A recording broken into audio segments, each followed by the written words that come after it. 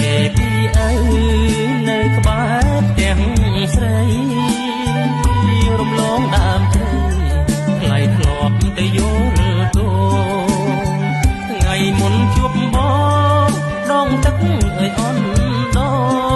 ងជេរចេញត្រយងអូនផ្លែសន់ថឹកអើយសន់ថឹកបងទឹកគូញី